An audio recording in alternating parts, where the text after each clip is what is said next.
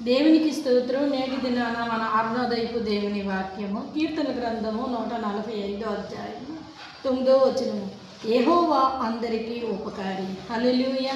ప్రియమైన దేవుని బిడ్డ, ఇక్కడ దేవుడు ఈ దినాన్ని ఇస్తున్న వాక్యము, దేవుడైన యెహోవా అంటే పాత నిబంధన గ్రంథంలో ఆయన అందరికీ ఉపకారి. అలాగే నూతన నిబంధన గ్రంథంలో యేసుక్రీస్తు వారు అందరికీ ప్రభు అయి ఉన్నారు. ఆయన అందరికీ ఉపకారి అయి ఉన్నారు. నేను ప్రభువుని అంగీకరించలేదు, నాకెందుకు ఈ మాటలను అనుకుంటున్నావా? ఆయన నిన్ను కూడా ప్రేమిస్తూ ఉన్నారు.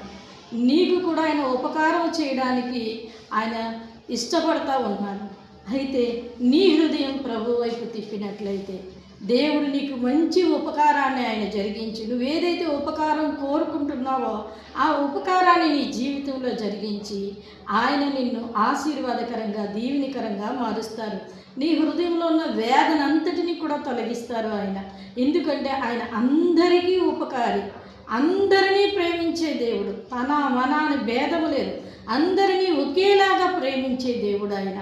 అయితే నీ హృదయాన్ని ఆయనకి ఇవ్వమని ఈ దినాన ఆయన నీతో మాట్లాడుతూ ఉన్నారు.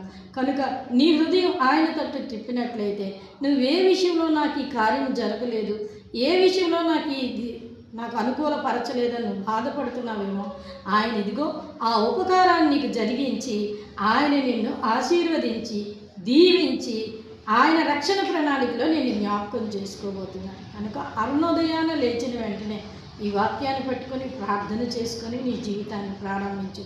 దేవుడు త్వరలోనే ఆయన నీకు ఉపకారాన్ని జరిగించబోతున్నారు. నువ్వు దేవుని నమ్మిన బిడ్డైనా నమ్మలేని బిడ్డైనా ఎవరైనా సరే ఆయన నీ జీవితంలో ఉపకారం చేసి నిన్ను ఆశీర్వాదకరంగా మార్చబోతున్నారు. ఆమేన్.